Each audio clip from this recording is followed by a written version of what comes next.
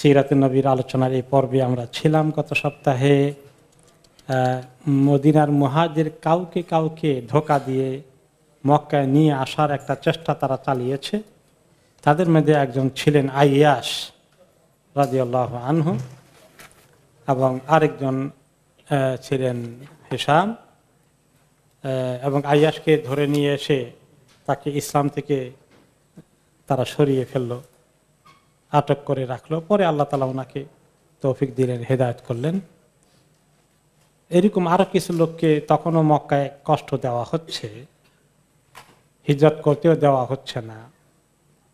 তখনও রাসূলুল্লাহ সাল্লাল্লাহু আলাইহি ওয়াসাল্লাম হিজরত করেননি, তিনি আল্লাহ তাআলার হুকুমের অপেক্ষায় আছেন। এই সময় তিনি যখন নামাজ পড়তেন, রাসূলুল্লাহ সাল্লাল্লাহু আলাইহি ওয়াসাল্লাম নামাজ পড়ে তিনি দোয়া করতেন আল্লাহ তাআলার কাছে। বিশেষ করে ফজরের পরে তিনি কুনুত করতেন। আমরা যে দোয়া কুনুত করি বিতরের পরে, তিনি ফজরের পরে এই মজলুম মুসলমানদের জন্য যারা মক্কায় এখনো আটকে আছে তাদের জন্য উনি আল্লাহর কাছে বিশেষ কুনুত করতেন, কুনুত নাজিলা যেটাকে বলা হয়।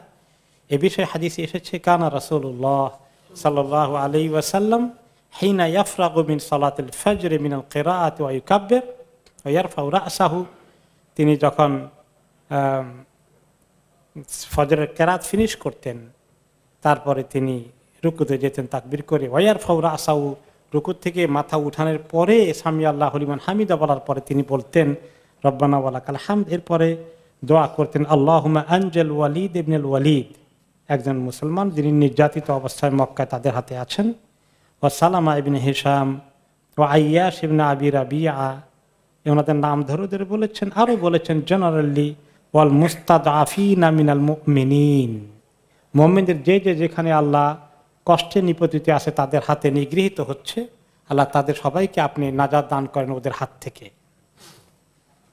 তিনি আরেকটি দোয়া এসেছে, তিনি প্রায় দোয়া করতেন আল্লাহুম্মা খাল্লিসুল ওয়ালিদ ইবনুল ওয়ালিদ ওয়া সালামা ইবনে হিশাম ওয়া আইয়াশ ইবনে আবি রাবিআ ওয়া দাআফাতিল মুসলিমিন, তাদের তিনজনের নাম নিয়ে, আর মুসলিমদের মধ্যে যারা দুর্বল অসহায় নির্যাতিত অবস্থায় আছে, মিন আইদিল মুশরিকিন, যারা মুশরিকদের হাতে কষ্টে আছে তাদেরকে তাদের হাত থেকে উদ্ধার করুন। আল্লাযীনা লা ইস্তাতিউনা হিলা ওয়া লা ইয়াহতাদুনা সাবিলা, যাদের কোনো উপায় নেই, যারা কোনো রাস্তা বের করতে পারছে না, কিভাবে তাদের হাত থেকে মুক্তি পেয়ে তারা হিজরত করবে। এরপরে আমরা দেখতে পাই সালেম নামে একজন, যিনি আবু হুযায়ফা রাদিয়াল্লাহু আনহুর কৃতদাস ছিলেন, মুক্ত, তিনি হিজরত করেছেন।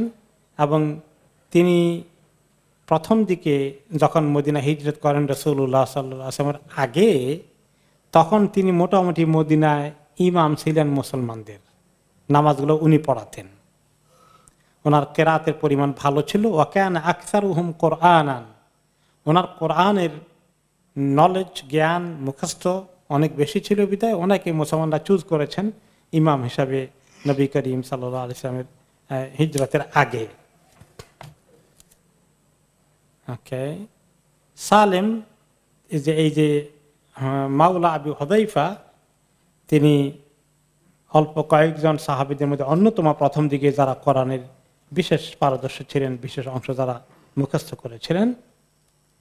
এইভাবে মদিনায় ওনার নেতৃত্বে নামাজ হচ্ছে। মক্কায় কিছু লোক নির্যাতিত, আর নবী করিম সাল্লাল্লাহু আলাইহি ওয়াসাল্লাম ইন্তজারে আছেন কখন আল্লাহ হুকুম করেন, অ্যালাউ করেন যে আপনি এখন হিজরত করবেন, শুধু এই অপেক্ষায় আছেন। আল্লাহ তাআলার মানসা মর্জি হচ্ছে সবাই নিরিবিলি পার হয়ে যাক, দুই চারজন ছাড়া।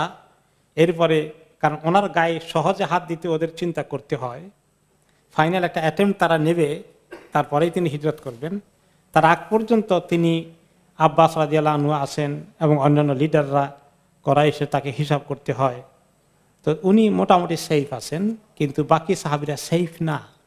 তিনি চাচ্ছিলেন আল্লাহর হুকুম যে তারা আস্তে আস্তে সবাই নিরাপদ জায়গায় পার হয়ে যাক। তাহলে দেখা গেল যে প্রায় সবাই চলে গেছে, শুধুমাত্র আবু বকর আলী রাদিয়াল্লাহু আনহু, এই দুইজন নবী করিম সাল্লাল্লাহু আলাইহি ওয়াসাল্লামের নির্দেশে এখনো হিজরত করেন নাই। আলী রাদিয়াল্লাহু আনহু ইয়াং ম্যান, আর আবু বকর রাদিয়াল্লাহু আনহু যদিও মুরব্বী পর্যায়ে, কিন্তু তিনি কয়েকবার হিজরত করতে চেয়েছেন। রাসূলুল্লাহ সাল্লাল্লাহু আলাইহি ওয়াসাল্লাম ওনাকে নিষেধ করেছেন, না, আপনার সময় আসবে, আপনি এখন থাকেন। আর যারা খুব অসুস্থ ছিলেন, রোগী ছিলেন, বুড়ো হয়ে গেছেন, হাঁটতে পারেন না, অথবা এরকম 2-4 জন যাদেরকে কাফেররা আটকে দিয়ে রেখেছে, হিজরত করতে দেয় না, ওনারা ছাড়া মোটামুটি বাকি সব মুসলমানের হিজরতের কাজ প্রায় সম্পন্ন হয়ে গেছে। লুকোচুরি করে বা লুকিয়ে লুকিয়ে জানতে পারেন চলে গেছে। আবু বকর রাদিয়াল্লাহু তাআলা কয়েকবারই বলেছেন, ইয়া রাসূলুল্লাহ, আমাকে হিজরতের পারমিশন দেন, আমি চলে যাই। তিনি বললেন ওনাকে, লা তাজাল লাআল্লাল্লাহ ইয়াজআলু লাকা সাহিবান, তাড়াহুড়া করেন না, থামেন, আপনার জন্য আল্লাহ তাআলা একজন সঙ্গী জোগাড় করবেন। তা আবু বকর মনে মনে আশা, সঙ্গী কে হবে উনি ছাড়া, ওই সঙ্গী যদি পেয়ে যায় তা তার কোনো কথাই নাই। আরেকটি হাদিসে এসেছে, আবু বকর রাদিয়াল্লাহু আনহু একেবারে যখন রেডি হয়ে গেলেন, মোটামুটি মাল সামানো তৈরি করেছেন, হিজরত করে ফেলবেন, তিনি আসলেন পারমিশন নিতে, ইয়া রাসূলুল্লাহ, আমি তখন নিষেধাজ্ঞার আগের কথা যে আমি যাই হিজরতের জন্য, আমি রেডি হয়ে গেছি। তিনি বলেন, আলা রিসলিকা, থামুন থামুন, আপনি তাড়াহুড়ো করবেন না। ফা ইন্নী আরজু আন ইউযানা লি, আমি আশা করছি সহসাই আমাকে পারমিশন দেওয়া হবে, সহসাই আল্লাহর কাছ থেকে আমার জন্য পারমিশন চলে আসবে। আবু বকর রাদিয়াল্লাহু আনহু তখন বললেন, ওয়াহাল তারজু যালিকা বিআবি আনতা, তিনি বললেন, তো আপনি কি সত্যি এটা আশা করছেন সহসাই ঘটে যাবে? তিনি বললেন যে অবশ্যই, নাম, খুব অচিরেই হুকুমটা চলে আসবে। আবু বকর তখন রাদিয়াল্লাহু আনহু চিন্তা করলেন, হয়তো আল্লাহ তাআলা ওনাকে তৌফিক দেবেন সঙ্গী হওয়ার জন্য, এটা ইঙ্গিত পাওয়া যাচ্ছে। তখন তিনি থেমে গেলেন, আর হিজরতের জন্য তাড়াহুড়া করে চাপ দিচ্ছেন না। এবং তিনি ইতিমধ্যেই 2টো ভালো উট জোগাড় করে এদেরকে ভালো খাবার দাবার দিয়ে তাজা করে রাখছেন, কারণ লম্বা জার্নি, কত সময়, 350 মাইলের মতো জার্নি করতে হবে, রেডি করে রাখছেন। একটা ওনার জন্যে, আর একটা রাসূলুল্লাহ সাল্লাল্লাহু আলাইহি ওয়াসাল্লামের জন্য 4 মাস থেকে রেডি করে রাখছেন। এই ওনার রেডি করার 4 মাস পরে হিজরতের পারমিশন আসবে। এখন এই হিজরতের কাণ্ড দেখে শুধুমাত্র রাসূলুল্লাহ সাল্লাল্লাহু আলাইহি ওয়াসাল্লাম, আবু বকর রাদিয়াল্লাহু আনহু, আলী ছাড়া আর নাম করা কোনো সাহাবী নাই, কিছু রুগ্ন অসুস্থ যাদেরকে আটক করে রাখা হয়েছে তারা ছাড়া। এখন কুরাইশদের লিডারদের মাথায় বুদ্ধি খেলছে যে এখন তো তারা সবাই চলে গেল মদিনায়, ওদের তো বিরাট শক্তি হয়ে গেল। মদিনার আনসার এবং খাজরাজের অনেকগুলো লিডার সহ অনেকেই ইসলাম কবুল করে ফেললো, এবং মক্কা থেকে তাদের ছেলে মেয়ে স্ত্রী পরিবার অনেকে চলে গিয়েছে। এখন তো মনে হচ্ছে মদিনায় তাদের শক্তি ক্রমান্বয়ে বাড়তে থাকবে। এখন তারা যদি আবার একত্রিত হয়ে যায়, নবী মুহাম্মদ সাল্লাল্লাহু আলাইহি ওয়াসাল্লাম তাদের ওখানে চলে যান, তাহলে তো তাদের তো বিরাট নেতা পেয়ে যাবে, অনেক শক্তি হয়ে যাবে, এবং তারা চাইলে মক্কার আক্রমণও করতে পারবে, কারণ মদিনার লোকেরা ভালোই যোদ্ধা প্রকৃতির লোক। মদিনার এই কবিলাগুলোকে আশেপাশের কোনো আরব দখল করতে পারেনি, যখনই এসেছে তারা মোকাবিলা করেছে। এবং মদিনার স্ট্র্যাটেজিক লোকেশন, পজিশন, ভৌগোলিক অবস্থান এমন, অন্য কোনো জায়গা থেকে গিয়ে মদিনা আক্রমণ করে দখল করা খুব সহজ কাজ না। আর মদিনার লোকেরা 2 গ্রুপে যুদ্ধ করে তারা যুদ্ধে এক্সপার্ট হয়ে বসে আছে, নিজেরা যুদ্ধ করে। আওস আর খাজরাজ মোটামুটি ভালো যোদ্ধা জাতি হয়ে তাদের আর্মি ট্রেনিং ভালোই আছে। এখন যদি মুহাম্মদ সাল্লাল্লাহু আলাইহি ওয়াসাল্লাম ওখানে নিরাপদে হিজরত করে তাদের নেতৃত্ব গ্রহণ করে ফেলে, তাহলে আমরা মহা চ্যালেঞ্জের মোকাবিলায় পড়ে যাব। এখন তারা এই বিষয়ে বিরাট আর্জেন্ট মিটিং কল করলো, জরুরি সলা পরামর্শ করতে হবে মক্কার লিডার এবং আশেপাশের লিডারদেরকে তারা ডাকলো। এবং তারা ডাকার জন্য যে জায়গায় বসলো, এই জায়গাকে বলা হতো দারুন নাদওয়া। এটা ছিল দারু কোসাই ইবনে কিলাব। এই কুরাইশদের একজন উপরের কয়েক গোষ্ঠী আগে পরদাদা হিসাবে একজন পরিচয় ছিল, তার নাম ছিল কোসাই ইবনে কিলাব। এই ব্যক্তির নাম করা লিডার ছিল। তার বাড়ি, তার একটা হল, দরবার হল ছিল, যেটা তাদের অ্যাসেম্বলির মতো ব্যবহার হতো। তার মৃত্যুর পরেও মক্কার লোকজন তাদের অ্যাসেম্বলি হাউস হিসাবে এটাকে ট্রিট করেছে। যে কোনো বড় ধরনের জাতীয় ইস্যুতে তারা সবাই সেখানে একত্রিত হয়। এটা নাম হলো দারুন নাদওয়া। এবং এটা ছিল কোন দিকে, আপনার সামিয়ার দিকে যেতে। এখন তো সামিয়া টামিয়া সব আউট হয়ে গেছে। এবং একটা গেট ছিল, গত 10 বছর আগে বোধহয় গেটটা ছিল, 10-12 বছর আগে। ওইটার গেটটার নাম ছিল দারুন নাদোয়া বাবুন নাদোয়া। সামিয়ার দিকে যেতে একটা গেট ছিল বাবুন নাদোয়া, এখনো ওই গেটটা বোধহয় নাই, কিং আবদুল্লাহ এক্সটেনশনের ভিতরে পড়ে গেছে সম্ভবত। আমি নিজে ওই গেটকে অনেকবার ব্যবহার করেছি সামিয়া যেতে। তো ওই দারুন নাদোয়া থেকে সামনে গেলেই তাদের একটা বিরাট হল রুম ছিল, এখানে তারা বসে বসে তারা এই জরুরি বিষয়ে আলাপ আলোচনা করতো। তখন তারা একটা মিটিং ডাকলো এবং এই মিটিংয়ের নাম দিল তারা, পরে ইতিহাসে এই মিটিংয়ের নাম হলো ইয়াউমুজ জাহমা। জাহমা মানে ভিড়, লোকে লোকারণ্য, বিরাট মিটিং, তাদের ভিড় হয়ে গিয়েছিল ইয়াউমুজ জাহমা। সবাই এসেছে এই জরুরি মিটিংয়ে, মুহাম্মদকে নিয়ে তাদের বিশাল একটা সিদ্ধান্ত নিতে হবে। আর এই মিটিংটা ছিল সফর মাসের ২৬ তারিখে বৃহস্পতিবার। সেটা নবুয়তের 14তম বৎসরে, মানে 13তম বৎসরের শেষের দিকে। 13 বছর পার হয়ে গেছে নবুয়তের, মুহররম সফর 13 বছর পার হয়ে সফরের মধ্যে পড়েছে। ওই মাসেই তারা এই মিটিংটা করলো 26 তারিখে। এবং সেটা ছিল বাইয়াতে আকাবার যে শপথ হয়েছে, যার ফলশ্রুতিতে মদিনার দিকে হিজরতের ধারা কন্টিনিউ হলো। এই 3 মাসে প্রায় সব মুসলমানই হিজরত করে ফেললেন। এই 3 মাস হিজরতের দ্বিতীয় আকাবার শপথের 3 মাস পরে মিটিংটা হচ্ছে। আর এই মিটিংটার পরেই নবী করিম সাল্লাল্লাহু আলাইহি ওয়াসাল্লামের কাছে খবর যাচ্ছে এবং তিনি হিজরত করে ফেলছেন। এত গুরুত্বপূর্ণ মিটিং তার বসেছে। তাদের কোনো একজন লিডারও এবং গণ্যমান্য বুদ্ধি সম্পন্ন তারা কাউকে মিস করে নাই, সবাইকে তারা নিয়ে এসেছে। এই মিটিংকে মিস করতে পারবে না, অত্যন্ত গুরুত্বপূর্ণ জাতীয় ইস্যুতে সিদ্ধান্ত হবে। বনি আব্দে শামসের লিডাররা, বনি নাওফল থেকে শুরু করে আবু জহল, আবুল হাব, ওতবা, সাইবা, এভরিবডি সেখানে আসলো। তারা মিটিংয়ে বসেছে। এখন হঠাৎ করে দেখে যে তাদের মিটিংয়ের দরজার গেইটে এসে গেছে একজন মুরব্বী, খুব মুরব্বী কিসিমের এক লোক, শাইখুন জালিল আলাইহি বাত্তুন ফাওয়াকাফা আলা বাবিদ্দার।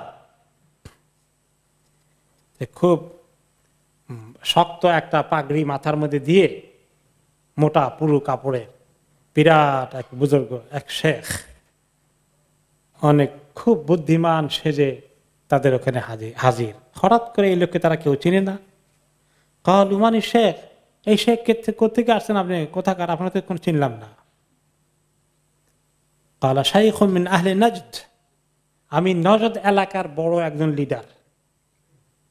সামিআ বিল্লাযী তাআতুম লাহু, আমি শুনতে পেয়েছি তোমাদের যে জরুরি মিটিং এর খবর আমি পেয়েছি। খবর মিটিংটা হলো কেবল, নজদ থেকে মানুষ আসে কেমনে, আসতে তো এখানে কয়েকদিন লেগে যাবে, কত 700-800 মাইল দূরে।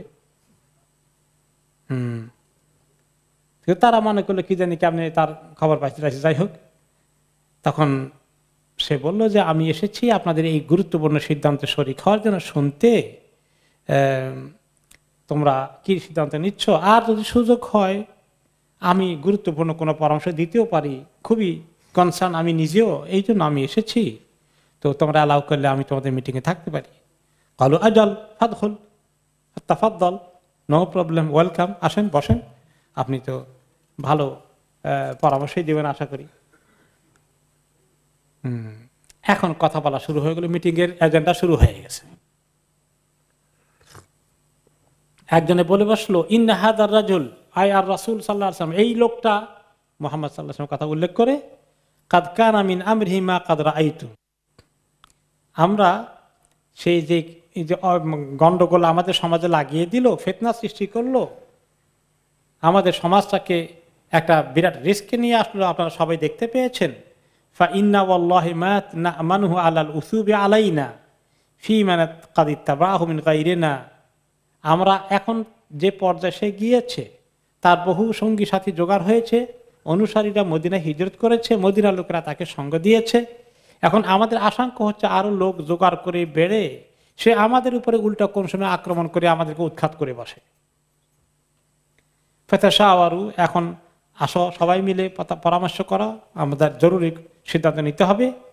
তো তাদের মধ্যে একজন লিডার আবুল বাখতারি ইবনে হিশাম বলে বসলো, ইহবিসুহু ফিল হাদিদ, আমার পরামর্শ হচ্ছে তাকে শক্ত লোহার শৃঙ্খলে আবদ্ধ করে রাখো, ওয়া আগলিকু আলাইহি বাবান, আর দরজা বন্ধ করে দিয়ে বন্দি করে ঘরের মধ্যে একদম বন্দি করে রাখো, সুরক্ষিত দুর্গের মতো জায়গায়।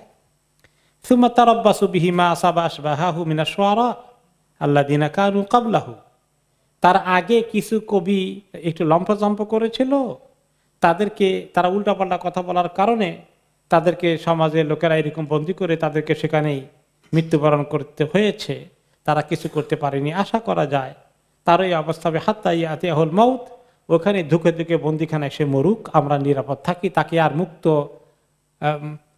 বিহঙ্গে চলতে দেওয়া যাবে না, কারণ সে আমাদের জন্য আরো লোক জোগাড় করবে, আরো দাওয়াত দেবে, আরো ক্ষতিগ্রস্ত করবে, তার লোক বাড়াবে। এখন নজদি শাইখ বলে, আমার একটা কথা আছে এই প্রস্তাবের বিষয়ে। কি কথা? লা ওয়াল্লাহি মা হাযা লাকুম বিরাই, এটা কোনো রায় হলো না, এটা কোনো পরামর্শই হলো না, এটা কোনো প্রস্তাবই হতে পারে না।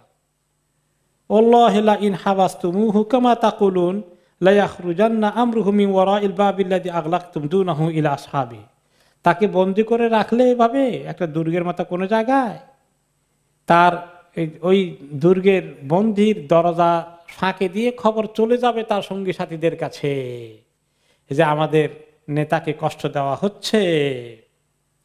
ফালা আওশাকু আই ইয়াসিবু আলাইকুম ফায়ান্তাজিউহু মিন আইদিকুম, তা এমন হতে পারে তারা সংখ্যা জোগাড় করে টোকরে তারা আসবে বিরাট শক্তি নিয়ে, অস্ত্র শস্ত্র নিয়ে এসে তাকে মুক্ত করার জন্য আমাদের এখানে তারা অভিযান চালাবে, হয়তো তারা কামিয়াব হয়ে যেতে পারে। এই রিস্কে যাবো কেন খামাখা তোমরা? এটা কোনো প্রস্তাব হতে পারে না, এইটা ঠিক না। অন্য কোনো প্রস্তাব থাকলে দাও। আরেকজন প্রস্তাব দিলে, এখন নুখরিজুহু মিন বাইনি ধরে না, আমাদের এখান থেকে তাকে বহিষ্কার করে দেওয়া আমাদের দেশ থেকে, এই এলাকার চৌহদ্দিতে সে আর আসতে পারে না যেন। তো এই বলা মুসিবত অন্য জায়গায় গিয়ে সেখানে যা করে করুক, আমরা তার থেকে নিরাপদ হয়ে যাব।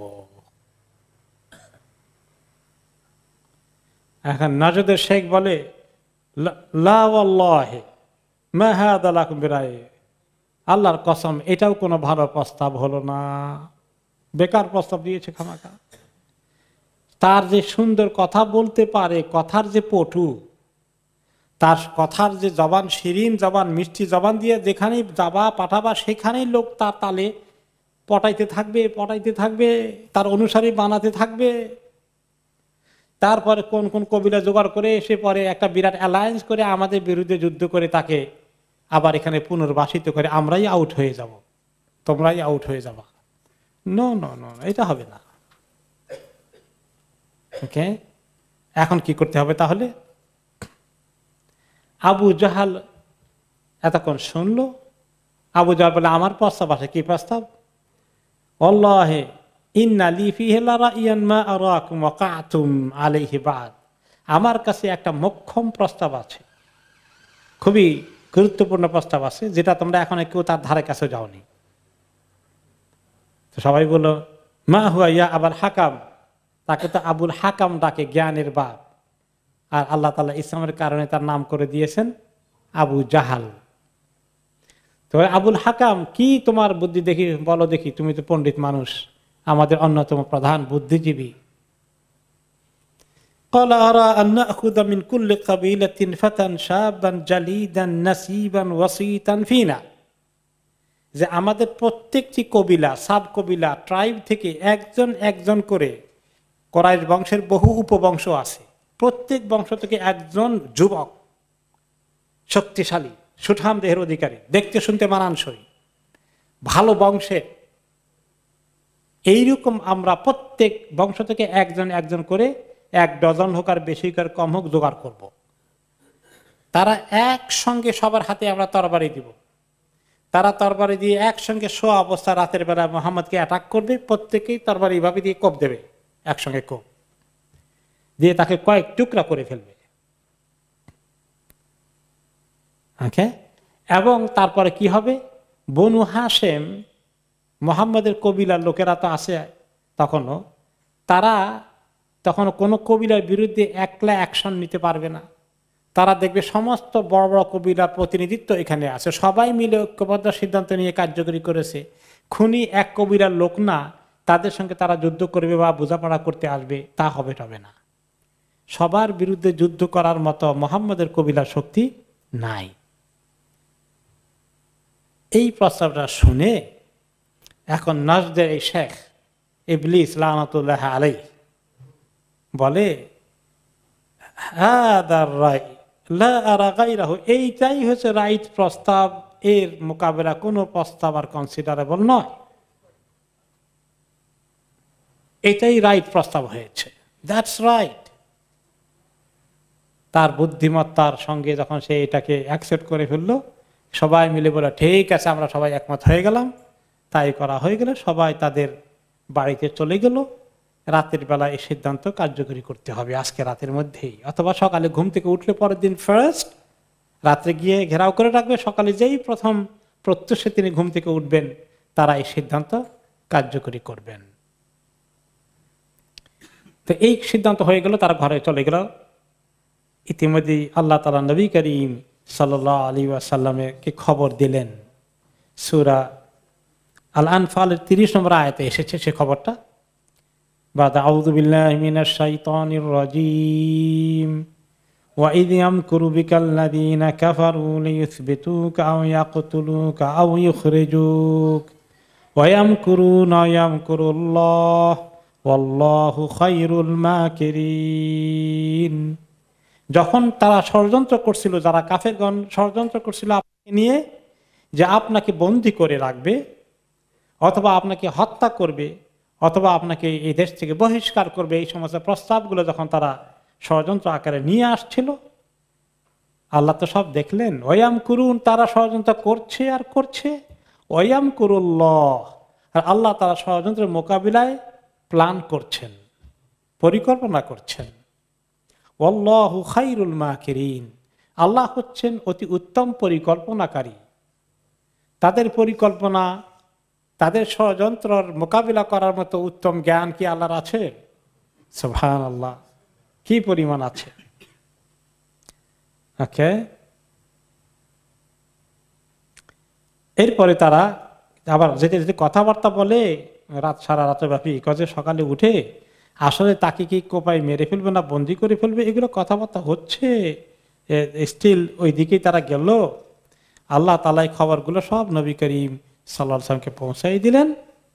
এখন পৌঁছে দেওয়ার পরে আল্লাহর পক্ষ থেকে তখন হিজরতের অর্ডার এসে গেল। এর আগেই অবশ্য ইবনে আব্বাস রাদিয়াল্লাহু আনহুমা বলেন একটা হাদিসে, যে রাসূলুল্লাহ সাল্লাল্লাহু আলাইহি ওয়াসাল্লাম যখন বিমাক্কা সুম্মা উমিরা বিল হিজরা ওয়া উনজিলা আলাইহি, যখন হিজরতের অর্ডার হয়ে গেছে, আল্লাহ তাআলা ওনাকে নির্দেশ দিয়েছেন, মানে ইশারা দিয়েছেন হিজরত করতে হবে, কিন্তু টাইমটা কখন সেটা আল্লাহ তাআলা ওনাকে তখনও দেননি। ওই সময় থেকেই আসলে তিনি রাসূলুল্লাহ সাল্লাল্লাহু আলাইহি ওয়াসাল্লাম হিজরতের জন্য প্রস্তুতি নিয়ে দোয়া করছেন। কি দোয়া করছিলেন তিনি? যেটা এসেছে সূরা আল ইসরা বা সূরা বনী ইসরাঈলের 80 নম্বর আয়াতে। ওই আয়াতটা তিনি বেশি করে পড়তেন। সেই আয়াতটা কি? ওয়াকুর রাব্বি আদখিলনি মুদখালা সিদকিন ওয়া আখরিজনি মুখরাজা সিদকিন ওয়াজআলনি মিন লাদুনকা সুলতানান নাসীরা। হে আমার রব, আমাকে সত্যের ভিতরে, সত্যের এলাকায়, সত্যের দরজায় আমাকে ঢুকিয়ে দেন। হকের, যেটা ট্রুথ, সেই জায়গায় আমাকে ঢুকিয়ে দেন, আর আমাকে বের করে নেন সত্যি হকের বের করার তরিকা দিয়ে। আর আমার জন্য আপনার কাছ থেকে আল্লাহ এমন অথরিটি বের করে নিয়ে আসেন যেটা আমার জন্য সহায়তাকারী হবে। অর্থাৎ হক তরিকায় আমাকে মক্কা থেকে বের করেন, আর একটা হকের জায়গায় আমাকে পৌঁছিয়ে দেন, যেখানকার অথরিটি, সমস্ত শক্তিগুলি আমি পাবো আমার এই দিনের কাজের সহায়তা করার কাজে লাগবে। তো এই দোয়া তিনি করে যাচ্ছেন। ওকে, তারপরে তখন তিনি সিদ্ধান্ত নিলেন, দুইজন তো বাকি আছে হিজরতের, বাকি আলী রাদিয়াল্লাহু আনহু এবং আবু বকর রাদিয়াল্লাহু আনহু। দুইজনকে তিনি রাখছেন কেন? আবু বকর রাদিয়াল্লাহু আনহু সঙ্গী সাথী হবেন, আর আলী রাদিয়াল্লাহু আনহুর কিছু কাজ আছে, একটু পরে আমরা সেটা দেখব। ওকে, সেটা হচ্ছে যে ওনার যে কাছে মক্কার লোকদের বিশাল আমানত ছিল, মক্কার লোকেরা তাকে দুশমনি করে, ওনার আইডিওলজি, ওনার ধর্ম, ওনার আদর্শ তাদের পছন্দের বাইরে, কিন্তু টাকা পয়সা, সোনা গয়না, আমানত রাখার জায়গা দ্বিতীয়টা নাই। কার কাছে আছে? মুহাম্মদ সাল্লাল্লাহু আলাইহি ওয়াসাল্লামের কাছে। ওই কাফেরগুলো যারা হত্যার সিদ্ধান্ত নিয়েছে, তারাও আমানত ওনার কাছে রেখেছে, তাদের আমানতের জিম্মা। দেখেন মানুষের কি অবস্থা। এখন এই জামানার মধ্যে দেখা যায় যে ইসলামের কারণে দুশমনি করে, কিন্তু ওই ব্যক্তিকে তারা বিশ্বস্ত মনে করে, এই ব্যক্তি অনেস্ট, কিন্তু ইসলামের আদর্শ তাদের পছন্দ হয় না, এই কারণে তাকে হত্যা করতেও রাজি আছে। তো আল্লাহ তাআলা নবী করিম সাল্লাল্লাহু আলাইহি ওয়াসাল্লামকে যখন জানিয়ে দিলেন যে তিনি এখন রেডি হওয়া লাগবে, আজকে ওনাকে এই রাতে হিজরত করতে হবে, তিনি তখন আলী রাদিয়াল্লাহু আনহুকে ডেকে বললেন, তোমাকে আজকে আমার বিছানায় শুয়ে থাকতে হবে। তাদেরকে ধোঁকা দেওয়ার জন্য যে উনি চলে যান নাই, তারা তো রাতে অন্ধকারে ঘেরাও করে ফেলতেছে, আর যদি দেখে যে বিছানা খালি, উঁকি ঝুঁকি মারি দেখে, তাহলে মনে করবে উনি তো চলে গেলেন, পিছনে দিয়ে ধাওয়া করবে। এই জন্য শোয়ে রাখছেন ওনার বিছানা দিয়ে। নবী করিম সাল্লাল্লাহু আলাইহি ওয়াসাল্লাম বিছানার মধ্যে উনি একটা সবুজ মখমলের একটা কম্বলের মতো ছিল, একটা শীট তিনি ব্যবহার করতেন, বলে যে এইটা গায়ে দিয়ে তুমি আমার বিছানায় লম্বা হয়ে শুয়ে থাকো। তারপরে তিনি যখন হিজরতের অর্ডার আসলো, তিনি কনফার্ম হলেন জিবরিল আলাইহিস সালামের কাছে যে মান ইহাজুরু মাই। জিবরিল আলাইহিস সালাম এসে বললেন যে আপনি এখনই বেরোতে হবে, রেডি হয়ে যান, হিজরত করতে হবে। তিনি বললেন যে কে আমার সঙ্গী হবে, কাকে নিয়ে যাব? ক্বালা আবু বকর সিদ্দিক। এবারে পরিষ্কারভাবে বলেন যে আবু বকর সিদ্দিক রাদিয়াল্লাহু আনহু। তিনি নবী করিম সাল্লাল্লাহু আলাইহি ওয়াসাল্লামকে এতে এই খবর দিলেন, আবু বকর রাদিয়াল্লাহু আনহুকে তিনি খবর পৌঁছে দিলেন, বা নিজেই গেলেন ইনশাআল্লাহ। এই বিষয়ে আয়েশা রাদিয়াল্লাহু আনহা হাদিস বলেন, তিনি তখনও ছোট, মানে বিয়ে হয়েছে রাসূলুল্লাহ সাল্লাল্লাহু আলাইহি ওয়াসাল্লামের সাথে অলরেডি মক্কায়। তো তিনি বলেন, লাম আকিল আবাওয়াইয়া কাত্তু ইল্লা ওহুমা ইয়াদিনানি আদ-দ্বীন। আমি ছোট থাকতে বড় হয়েই যখন হুঁশ হয়েছে, কিছু আকল জ্ঞান হয়েছে, তখন থেকেই দেখি যে আমার মা বাবা নবী করিম সাল্লাল্লাহু আলাইহি ওয়াসাল্লামের দ্বীনে ঈমান এনে ফেলেছেন, এবং ওয়ালাম ইয়ামুররা আলাইনা ইয়াউমুন ইল্লা ইয়াতিনা ফীহি রাসূলুল্লাহ সাল্লাল্লাহু আলাইহি ওয়াসাল্লাম তারাফাইন নাহার। এমন কোন দিন যেত না আমাদের, যেই দিন কমপক্ষে দুইবার রাসূলুল্লাহ সাল্লাল্লাহু আলাইহি ওয়াসাল্লাম আমাদের ঘরে আসতেন না, ডেইলি দুইবার আসতেন। আবু বকর রাদিয়াল্লাহু আনহুর সঙ্গে সালাহ পরামর্শ মশওয়ারা বিভিন্ন বিষয়ে উনি ছিলেন ওনার সবচেয়ে নির্ভরযোগ্য সাথী, সবচেয়ে নির্ভরযোগ্য সাহাবী। একদিন আমরা বসে আছি আমার বাবার ঘরে, হঠাৎ করে ঠিক দুপুর বেলায় একদম দৌড়ে এসে বলল আবু বকর রাদিয়াল্লাহু আনহু আমার পিতাকে, হ্যাঁ দা রাসূলুল্লাহ মুতানাক্কিআন, যে আপনার ঘরে চেহারা ঢেকে, দুপুর বেলা তো আরবরা যখন লু হাওয়া চলে চেহারাকে ঢাকে, কেন ঢাকে? এত গরম হাওয়া, এই জন্য যে সৌদি আরব লোকেরা স্কার্ফ পরে, দেখছেন না, কিছুটা আসলে চেহারা ঢাকার জন্য, কান টান ঢাকার জন্য, গরমের লু হাওয়া হিট করে। তো বেশি গরম হয়ে গেলে লোকেরা চেহারা আরো ঢেকে ফেলে, এই চেহারা গরমে পুড়ে যায় অনেক সময়। যে একজন লোক চেহারা ঢেকে আসতেছে দুপুরবেলা আপনাদের ঘরে, আসলে তিনি রাসূলুল্লাহ। এই খবর আবু বকর রাদিয়াল্লাহু আনহুকে দেওয়া হলো।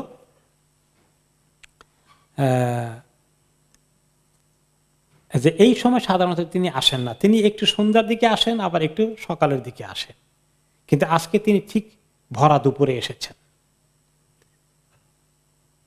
আর আবু বকর রাদিয়াল্লাহু আনহুকে তিনি বললেন,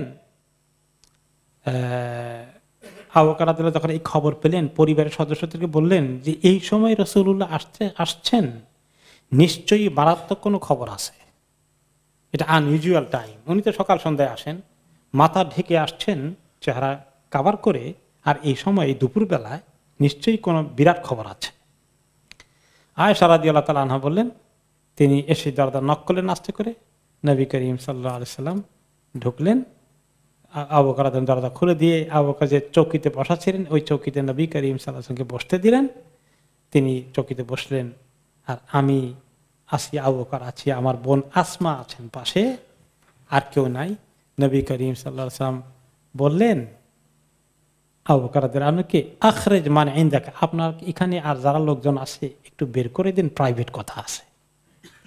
তা আবু বকর রাদিয়াল্লাহু আনহু বলেন, ইন্নামা হুম আহলুকা বিআবি আনতা ইয়া রাসূলুল্লাহ, এগুলো তো আপনার পরিবারের সদস্যের মতোই, এখানে আপনি ইয়া রাসূলুল্লাহ কনফিডেন্সের সাথে কথা বলতে পারেন, এরা কোনো জায়গায় কথা পাস করবে না।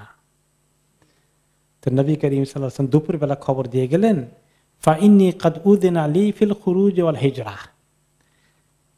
আমাকে অলরেডি অর্ডার করা হয়েছে, আমাকে চলে যেতে হবে, হিজরত করতে হবে। তাহলে ওদের মিটিং আগের রাত্রে হয়েছে, পরের রাত্রে তারা এই ডিসিশনকে কার্যকরী করবে। দুপুর বেলায় তিনি ডিসিশন দিতে এসেছেন। তো আবু বকর রাদিয়াল্লাহু আনহু বলেন, ইয়া রাসূল আস-সুহবা, আমি কি সঙ্গে থাকবো ইয়া রাসূলুল্লাহ আপনার? তিনি বলেন আস-সুহবা, জি আপনি সঙ্গে থাকবেন। আয়েশা রাদিয়াল্লাহু তাআলা আনহা বলেন, ফারাআইতু আবু বকর ইয়াবকি, আমি দেখতে পেলাম আমার পিতা আবু বকর এই কথা শুনে শুধু কাঁদছেন আর কাঁদছেন। কেন কাঁদলেন? ওমা কুনতু আহসাবু আন আহাদান ইয়াবকি মিনাল ফারাহ, আমি এর আগে দেখি নেই যে খুশিতে মানুষ এরকম করে কাঁদতে পারে। কিসের খুশি বলেন তো? রাসূলুল্লাহ সাল্লাল্লাহু আলাইহি ওয়াসাল্লামের সঙ্গে এই সারা রাস্তা উনি আর আবু বকর, আর কেউ সঙ্গী নাই, তিনি সম্পূর্ণ সঙ্গ পাবেন, এই খুশিতে কাঁদছেন। সুবহানাল্লাহ। হাত্তা রাআইতু আবু বকর ইয়াউমাইদিন ইয়াবকি মিনাল ফারাহ, আমি দেখলাম যে আমার আব্বাকে এই প্রথম জীবনে দেখলাম একজন মানুষ খুশিতে আপ্লুত হয়ে কাঁদতে পারে।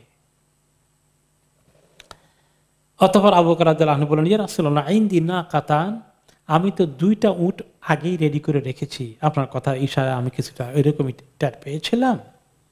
আমি এই দুটোকে একদম ভালো মানের উট, ভালো করে এগুলাকে খাবার দাবার করিয়ে একদম মানে ভালো করে এগুলাকে মানে পুষ্টি যাতে হয় ঠিক মতো খাওয়া দাওয়া করিয়েছি, আপনি একটা নেবেন আর আমি একটা নেব, 2টা উট মাশাআল্লাহ রেডি আছে। তিনি রাসূলুল্লাহ সাল্লাল্লাহু আলাইহি ওয়াসাল্লাম বললেন, বিসামান, তাহলে কন্ডিশন আছে, সেটা কি? আমি তোমার উটের দাম পে করব, বিনামূল্যে নেব না আমি। নবী করিম সাল্লাল্লাহু আলাইহি ওয়াসাল্লাম পে করলেন এবং তিনি একটি উটের জন্য এগ্রি করলেন। এখন এই যে যেতে হবে সোজা রাস্তা দিয়ে তো যেতে পারবেন না, যেতে হবে উল্টাপাল্টা রাস্তা দিয়ে। এখন তখন তার এরকম রাজপথ ছিল না এখন যেরকম আছে। পথ চেনার জন্য আবার কিছু লোকজন এক্সপার্ট থাকে, তাদেরকে এরকম জার্নির সময় লোকেরা হায়ার করে। এখন ওনারা পরামর্শ করেন কাকে হায়ার করবেন। তো হায়ার করার জন্যে পাওয়া গেলে একজন, তার নাম হচ্ছে বনি দাইলের একটা লোক, তার নাম হচ্ছে আব্দুল্লাহ ইবনে উরাইকিত হাদিয়ান খিরিতান, যিনি খুব ভালো এক্সপার্ট ট্যুর গাইড, রাস্তা ভালো করে চেনেন মদিনার দিকে যাওয়ার। তাকে ওনারা হায়ার করলেন, পয়সা দেবেন, ভাড়ায় খাটবে সে, এরকম পাওয়া যেত তখন লোকজন। এবং তারা ওনার কাছে 2টো উট দিলেন, যে এই 2টো উটকে নিয়ে তিনি, ওনারা বুঝতে পারলেন যে এই লোকটা বিশ্বস্ত। কিছু লোক তো আছে, অমুসলিমদের মধ্যেও বিশ্বস্ত লোক মাঝে মধ্যে পাওয়া যায় না, আমানতদার, যে তাকে কথাবার্তা হলো যে তুমি এই 2টা উটকে নিয়ে অমুক সময় গারে সাউরের ওখানে নিয়ে হাজির হয়ে যাবা। আর গারে সাউর পর্যন্ত, এই যে সাউর গুহা, এই গুহা পর্যন্ত ওনারা উঠে করে যাবেন না, রাতের অন্ধকারে ওনারা হেঁটে হেঁটে পার হয়ে চলে যাবেন। আর সেখান থেকে যখন গারে সাউর থেকে নামবেন, নামলে কোন জায়গায় এই উটওয়ালা, এই ভাড়াটিয়া লোকটা 2টা উটকে নিয়ে হাজির হবে, সে জায়গা ওনারা এগ্রি করে ফেললেন, অমুক জায়গায় নিয়ে আসবা। বলো যে 3 দিন পরে, আজকে রাত্রে কথা হবে, আজকে রাত্রে কথা হলো, 3 রাত্র পরে, 3rd নাইটে পরে তোমার সঙ্গে আমাদের অমুক জায়গায় দেখা হবে, 2টা উট নিয়ে আসবা, সেখান থেকে আমরা রওনা করে দেব।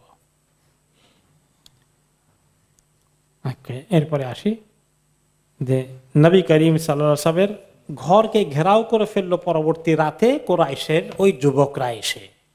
বেশ কিছু যুবকের হাতে একটা, সবার হাতে একটা করে তরবারি। তারা নবী করিম সাল্লাল্লাহু আলাইহি ওয়াসাল্লামের চতুর্দিকে ঘরটাকে তারা ঘেরাও করে ফেললো। এবং এদের মধ্যে আবু জাহলও আছে, হাকাম ইবনে আস আছে, উকবা ইবনে আবি মুআইত আছে, উমাইয়া ইবনে খালাফ, জামা ইবনে আসওয়াদ, তুআইব ইবনে আদি, আবু লাহাব, উবাই ইবনে খালাফ, নবী ইবনে হাজ্জাজ, এরকম নাম করা ক্রিমিনাল লিডার গুলো আছে। আজকে তারা খুবই কনফিডেন্ট যে আজকে মুহাম্মদকে চিরতরে শেষ করে দেওয়া হবে, তাদের দুশমন শেষ হয়ে যাবে। মক্কা তাদের হাত, তারা তাদের জন্য নিশ্চিত নিরাপত্তার ব্যবস্থা করে দেবে। তখন আবু জাহাল তাদের সমাবেশে যারা ঘেরাও করতে গিয়েছে ওদেরকে লক্ষ্য করে বক্তৃতা করলো, বলল ইন্না মুহাম্মাদান ইয়াজুমু আন্নাকুম ইন তাবাতুমুহু আলা আমরিহি কুনতুম মুলুকাল আরবি ওয়াল আজম। শোনো, মুহাম্মদ খুব বক্তৃতা করছে, আমাদেরকে শুনিয়েছে, তোমরা যদি তাকে অনুসরণ করো তাহলে তোমরা আরব দেশের সবগুলো আরব দেশের বাদশাহী পেয়ে যাবা। আরব আজম সবাই তোমাদেরকে বাদশাহ বানিয়ে ছাড়বে, সমস্ত দিনের ক্ষমতা তোমাদের হাতে এসে যাবে। সুম্মা বুইসতু মিন বাদি মাউতিকুম, এই দুনিয়ার মধ্যে বাদশাহী পাবা, সে আমাদেরকে সুখবর দিল। আর মরে গেল জান্নাত নাকি পাওয়া যাবে। এবং ফাজুইলাত জিনানুন কাজিনানিল উর্দুন, জর্ডানে যেরকম সুন্দর সুন্দর বাগান আছে এরকম বাগানও নাকি পাওয়া যাবে মরে গেলে কিয়ামতের দিন। তাকে ফলো করলে এত কিছুর সুসংবাদ সে আমাদেরকে দিল। আর বলল কি, ওয়া ইল্লাম তাফআলু কানা লাকুম ফীকুম যাবহুন, আর তার কথা না শুনলে তোমাদেরকে জবাই করা হবে, তোমাদের উপর দুনিয়াতে শাস্তি আসবে। সুম্মা বুইসতু মিন বাদি মাউতিকুম, অথবা তোমাদের মৃত্যুর পরে তোমাদের যখন আবার উঠানো হবে, সুম্মা জুইলাত লাকুম নারুন তুহরাকুনা ফিহা, সেখানে নাকি তোমাদের জন্য এমন আগুন তৈরি করে রাখা হবে যেখানে তোমাদেরকে জ্বালিয়ে দেওয়া হবে। সে এগুলা গল্প করেছে না, থ্রেট দিয়েছে, ধোঁকা দিয়েছে আমাদেরকে। আমরা কি পোলাপান নাকি তার কথায় মজে যাব? আজকে আমরা তাকেই শেষ করে দেব। সে খুব দম্ভ সহকারে কনফিডেন্সের সাথে এই বক্তৃতা করল। নবী করিম সাল্লাল্লাহু আলাইহি সাল্লামকে তখন তিনি জানেন যে তারা অলরেডি এসে গেছে, ঘেরাও করে ফেলেছে। তিনি কানে কানে আলী রাদিয়াল্লাহু আনহুকে বললেন, নেম আলা ফিরাশি, তুমি আমার বিছানায় শুয়ে যাও।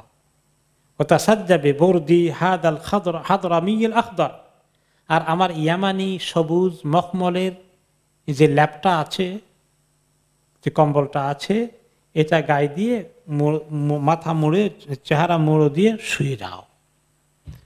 এখন আলী রাদিয়াল্লাহু আনহু ভয় লাগার কথা না, ওনাকে হত্যা করতে আসে, উনি মনে করে এই বেচারাকে হত্যা করে দেবে। কত বড় রিস্ক আলী রাদিয়াল্লাহু আনহু নিয়েছেন। তিনি কি বলছেন যে না, আমার ভয় লাগে ইত্যাদি। তারপরেও তিনি তাকে সুসংবাদ দিচ্ছেন।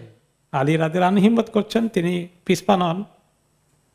তারপর তিনি বলেন, ফাইন্নাহু লান ইয়াখলুসা ইলাইকা শাইউন তাকরাহুহু মিনহুম, তিনি বলে দিলেন তারা তোমার কোনো ক্ষতি করতে পারবে না, তুমি নিরাপদ থাকবে। যদিও আলী রাদিয়াল্লাহু আনহু বিচলিত নন, কিন্তু তিনি তাকে নিরাপত্তা দিলেন, অভয় দিলেন। নবী করিম সাল্লাল্লাহু আলাইহি সাল্লাম নিজের ঘর থেকে আবু বকর রাদিয়াল্লাহু আনহুর ঘরের দিকে রাতের অন্ধকারে রওনা হলেন। কিভাবে রওনা হলেন? তারা তো ঘেরাও করে রেখেছে, কেমনে কোনখান দিয়ে যাবেন? আল্লাহ তাআলার নির্দেশে তিনি কি করলেন, এক মুষ্টি বালি হাতে নিলেন, বালি মাটি হাতে নিলেন, নিয়ে তিনি আল্লাহ তাআলার কোরআনের তেলাওয়াত করলেন। কোন কোন রিওয়ায়াত আছে শাহাতিল উজুহ বলে ফু দিলেন, আর তাদের মধ্যে ছুঁড়ে মারলেন হাতে, প্রত্যেকের চোখে গিয়ে বালির কণা পৌঁছে গেল। আর তিনি তখন কোরআন সূরা ইয়াসিনের আয়াতগুলো তেলাওয়াত করছেন শুরু থেকে। বিসমিল্লাহির রহমানির রহিম, ইয়াসিন ওয়াল কুরআনিল হাকিম, ইন্নাকা লামিনাল মুরসালিন আলা সিরাতিম মুস্তাকিম, তানজিলাল আজিজির রহিম, লিতুনযিরা কওমান মা উনযিরা আবাউহুম ফাহুম গাফিলুন, লাকাদ হাক্কাল কাওলু আলা আকসারিহিম ফাহুম লা ইউমিনুন ইন্না জাআলনা ফি আনাকিহিম আগলালান ফাহিয়া ইলাল আযকানি ফাহুম মুকমাহুন وجعلنا من بين أيديهم سدا ومن خلفهم سدا فأغشيناهم فهم لا يبصرون এই সূরা ইয়াসিনের শুরু থেকে এসে এই আয়াতটা পর্যন্ত তিনি পড়লেন 9 নম্বর আয়াত পর্যন্ত। 9 নম্বর আয়াতটা ভেরি ইম্পর্টেন্ট। ওয়াজআলনা মিন বাইনি আইদিহিম সাদ্দা ওয়া মিন খালফিহিম সাদ্দা, আমি তাদের সামনে বাধা সৃষ্টি করলাম এবং পেছনে বাধা সৃষ্টি করলাম, ব্যারিয়ার সৃষ্টি করলাম। ফাহুম লা ইউবসিরুন ফাআগশাইনাহুম, তাদের চোখকে ঢেকে দিলাম। ফাহুম লা ইউবসিরুন, তারা দেখতে পেল না, তারা কোনো দিকে তাকাইলেই দেখতে পাচ্ছে না। তাদের চোখকে আল্লাহ তাআলা কিছু দিয়ে কভার করে দিয়েছেন। আল্লাহর কুদরতের অভাব আছে?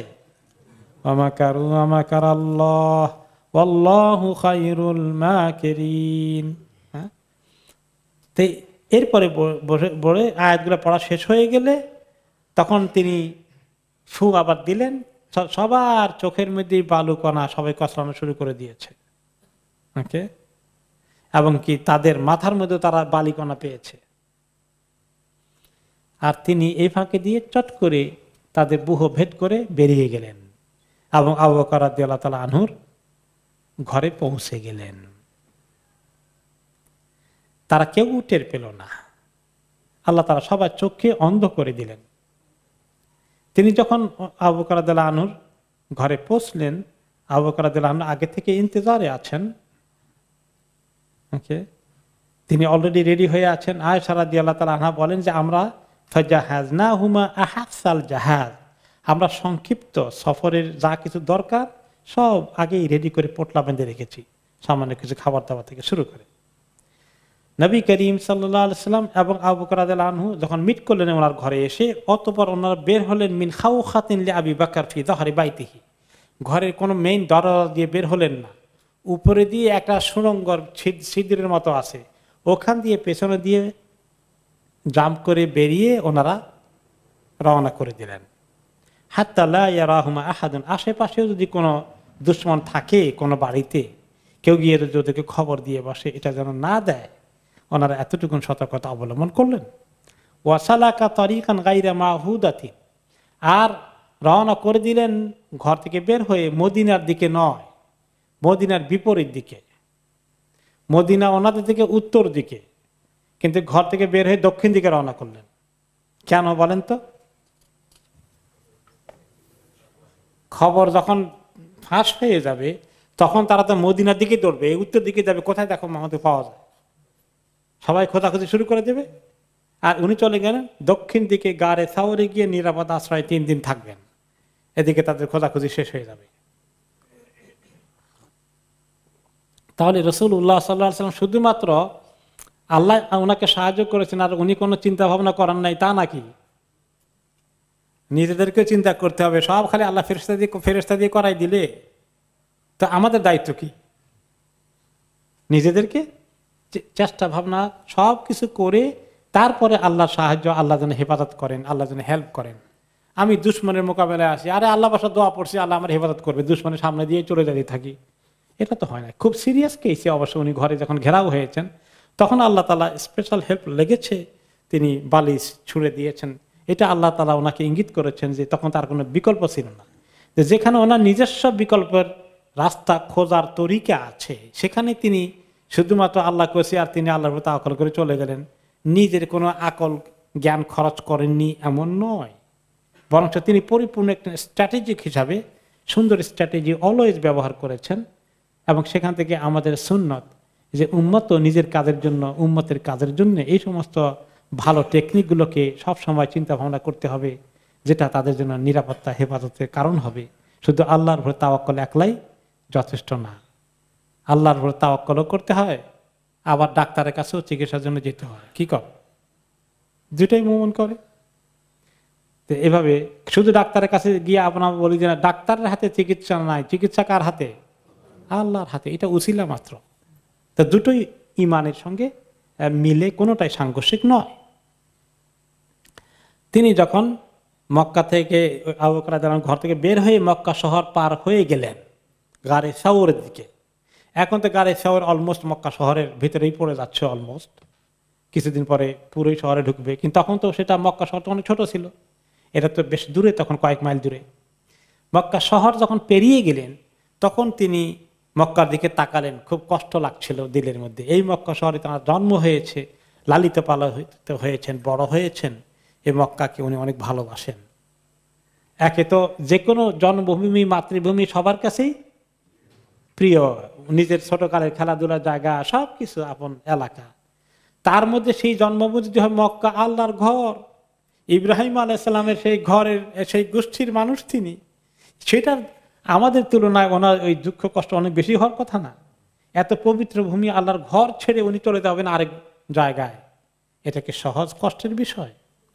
তিনি মক্কার ঘরের দিকে তাকালেন, তাকে আল্লাহর কাছে বিদায়ী দোয়া করলেন এবং মক্কার ভূমিকে অ্যাড্রেস করে লক্ষ্য করে বললেন, আল্লাহে ইন্নাকা লাখাইরু আরদিল্লাহ, হে মক্কা তুমি আল্লাহর সবচেয়ে উত্তম জমিন, এই পৃথিবীর মধ্যে যতগুলো টুকরা আছে তুমি সর্বোত্তম টুকরা। ও আহাব্বু আরদিল্লাহি ইলাল্লাহ, তুমি আল্লাহর কাছে সবচেয়ে উত্তম একটা ভূমি। ওয়ালাউলা আন্নী উখরিজতু মিনকি মা খারাজতু, আমাকে যদি তারা এভাবে বহিষ্কার করতে করার পরিকল্পনা বা আমাকে বাইর হয়ে যেতে বাধ্য না করত, তাহলে আমি কখনো এই ভূমি ছেড়ে, তোমাকে ছেড়ে আমি অন্য কোনো জায়গায় চলে যেতাম না। তিনি অন্য একটা হাদিসে এসেছে, মা আতিয়াবাকি মিন বালদাতিন ওয়া আহাব্বাকি ইলাইয়া, কত পবিত্র না তুমি এই ভূমিটা, কত প্রিয় ভূমি তুমি আমার কাছে। ওয়ালাউলা আন্না কওমি আখরাজুনি মিনকি, আমার কওম, আমার গোষ্ঠী যদি আমাকে এখান থেকে এক্সপেল না করত, বের করে হয়ে যেতে বাধ্য না করত, মা সাকান্তু গায়রাকে, আমি অন্য কোনো জায়গায় তোমাকে ছেড়ে কখনোই আমি আবাস ভূমি হিসেবে গ্রহণ করতাম না।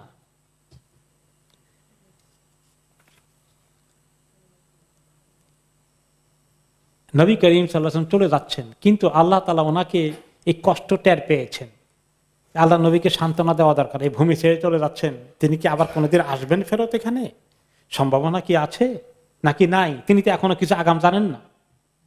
আল্লাহ তাআলা কোরআনে আয়াত নাজিল করলেন, সূরা আল কাসাসের 85 নম্বর আয়াতে, ইন্নাল্লাযী ফারাদা আলাইকাল কুরআনা লারাদ্দুকা ইলা মাআদ কুর রাব্বি আ'লামু মান জাআ বিল হুদা ওয়া মান হুয়া ফি দালালিম মুবিন। যে ব্যক্তি আপনার উপরে কোরআন ফরজ করেছেন, কোরআন নাজিল করেছেন, কোরআন আপনাকে দিয়েছেন, তিনি আপনাকে এই ভূমিতে আবার ফেরত আনবেন। আপনি বলুন, আমার রব তিনি ভালো করেই জানেন কে হেদায়েতকে নিয়ে এসেছে আর কে সুস্পষ্ট গোমরাহিতে লিপ্ত আছে। আপনার রব সব জানেন, তিনি আপনাকে এই হেদায়েত দিয়েছেন, ওহী দিয়েছেন। আর ওরা তো সুস্পষ্ট গোমরাহিতে থেকে তারা বলে আমরা হচ্ছে সাদানাতুল বাইত, আমরা আল্লাহর ঘরের খাদেম। কিন্তু আল্লাহর ঘরের খাদেম হওয়ার উপযুক্ত কে সেটা আল্লাহ ভালো করেই জানেন। সময়ের ব্যাপার মাত্র, আপনি আবার ফেরত আসবেন। এভাবে তিনি গারে সাউর দিকে রওনা হয়ে গেলেন। গারে সাউরে যখন ওনারা ঢুকলেন, ঢুকার আগেই আবু বকর রাদিয়াল্লাহু আনহু তিনি ওনারা ওখানে 3 দিন ছিলেন, 3 রাত। যখন গুহার প্রবেশ মুখে পৌঁছেছেন, আবু বকর রাদিয়াল্লাহু আনহু নবী করিম সাল্লাল্লাহু আলাইহি ওয়াসাল্লামকে বললেন, মাকানাকি ইয়া রাসূলুল্লাহ হাত্তা আস্তাবরি আলাকাল গার, আপনি ঢুকবেন না, আগে আমি আগে ঢুকি, আপনি একটু দাঁড়ান, সব ঠিকঠাক আছে কিনা আমি চেক করে আসি, সাপ আছে না বিচ্ছু আছে কিছু আছে কিনা আমি দেখে আসি। নিজের মাথার উপরে সমস্ত বিপদ নিচ্ছেন আবু বকর রাদিয়াল্লাহু আনহু। তা অতবার তিনি গেলেন, সব চেক করলেন। ওকে, তারপরে বললেন যে ইয়া রাসূলুল্লাহ সব ঠিকঠাক করেছি, একটা ছিদ্র আছে, ওই ছিদ্রটাকে ডিল করতে হবে। এটাকে আবার তিনি ডিল করলেন, বন্ধ করলেন। এরপর বলবেন আসেন ইয়া রাসূলুল্লাহ, আপনি এখন গুহার মধ্যে চলে আসেন। অথবা ওনারা ঢুকলেন এবং দেখলেন যে ওখানে 3 দিন থাকতে হলো। এই 3 দিনে ওনারা কিছু খাওয়া দাওয়া করা, খোঁজ খবর রাখা, এগুলোর কিছু অ্যারেঞ্জমেন্ট আবু বকর রাদিয়াল্লাহু আনহু এমনভাবে আগেই করে রেখেছেন। প্রথমত ওনার ছেলে আব্দুল্লাহ, একজন আছেন আব্দুল্লাহ ইবনে আবি বকর, তাকে উনি এভাবে বলতেন সন্ধ্যা নেমে আসলে সেই জন্য এখানে চলে আসে গোপনে হেঁটে। সারা রাত্র কিছু খাবার দাবার নিয়ে আবার তিনি এখানে থাকতেন, ঘুমাতেন এই 2 জনের পাশে।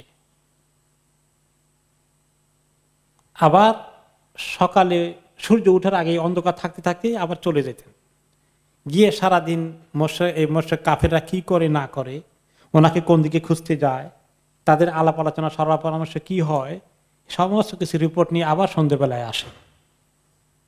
দেখছেন নবী করিম সাল্লাল্লাহু আলাইহি ওয়াসাল্লাম আবু বকর রাদিয়াল্লাহু আনহু কিভাবে প্ল্যান করেছেন। আবার উনি যে আসেন আর যান, সেটাকে আবার কিভাবে কেউ টের পায় কিনা, কারণ আরব দেশের লোকেরা আবার মানুষের হাঁটা দেখে চিনে ফেলে। পায়ের এখানে কে হেঁটে গিয়েছে, বালুর মধ্যে দাগ আছে, পায়ের দাগ দেখে চিনে কোন গোষ্ঠীর কোন পরিবারের ছেলে, এটা বোঝা যাবে। কেয়াফা, এটাকে বলে ইলমুল কেয়াফা। তারা এত পারদর্শী ছিল, মরুভূমিতে এগুলো বসবাস করতে গিয়ে তারা আমাদের মতন ফার্মের মুরগির মতো মানুষ হওয়ার অবস্থা না। তারা প্রকৃতির সঙ্গে লড়াই করে যুদ্ধ করে মানুষ হয়েছে, এমন কিছু স্কিল তাদের ছিল। এখন মুশকিল যদি ধরে ফেলে যে এখান দিয়ে একজনে গিয়েছে, এরকম যায়, পায়ের দাগ এটা কার পায়ের সঙ্গে মেলে, এটা তো আবু বকরের গোষ্ঠীর কিছু হবে, তাহলে তো খুঁজে বের করে ফেলবে। তখন তার জন্য আরেকটা বুদ্ধি করেছে। আবু বকরের কৃতদাস ছিল আমির ইবনে ফুহাইরা, সেও ভালো মানুষ, সে আবার ছাগল চড়াতো আবু বকর রাদিয়াল্লাহু আনহু। তাকে বলতে তুমি প্রত্যেকদিন সকালে সকাল সকাল ছাগল চড়াইতে চলে আসবা, আস্তে আস্তে এই গাড়ে সাউলি দিকে এই রাস্তার মধ্যে আসবা, উপরে উঠে না নিচ পর্যন্ত যদ্দূর আসা যায়, বালির উপরে ওই যে ওনার ছেলে আসা যাওয়া করে, সকালবেলা উঠে যায়, এই দাগ যেন টের না পায়, ছাগলের পা ওইটার উপর দিয়ে হাঁটায় নিয়ে আসে, তো ওইগুলো দাগগুলো নষ্ট হয়ে যায়। তো ছাগল চড়াইতে আসতেছে, ছাগল চড়াইতে কত পাগল যায়, অসুবিধা কি, এটা তো আর কেউ খোঁজ খবর নেবে না। কিন্তু এই ছাগল চড়াইতে এসে আবার সে কি করে, ছাগলের দুধ দোহাইয়া ওনাদের গুহার মধ্যে দিয়ে আসে, আর তাজা দুধ, ফ্রেশ খাবার। দেখেন কি অ্যারেঞ্জমেন্ট আবু বকর রাদিয়াল্লাহু আনহু করেছেন, সুবহানাল্লাহ। তারপরেও আবার খাবার লাগে। আসমা বিনতে আবি বকর রাদিয়াল্লাহু আনহা তিনি নিজে খাবার ঘরের থেকে রেডি করে তিনি নিয়ে চলে যেতেন, রাতের অন্ধকারে খাবার পৌঁছে দিয়ে আসতেন মাঝে মধ্যে। এই 3 রাতের মধ্যে ওনারা এই কাজও করেছেন। এভাবে করে আবু বকর রাদিয়াল্লাহু তাআলা আনহু নবী করিম সাল্লাল্লাহু আলাইহি ওয়াসাল্লামকে ওনার পরিবারের সমস্ত সদস্যদেরকে, মাল সম্পদকে হিজরতের জন্য ব্যবহার করেছেন। ইনশাআল্লাহ আমরা আগামী সপ্তাহে সেটা আরো বেশি করে শুনবো, আল্লাহ তাআলা তৌফিক দিলে।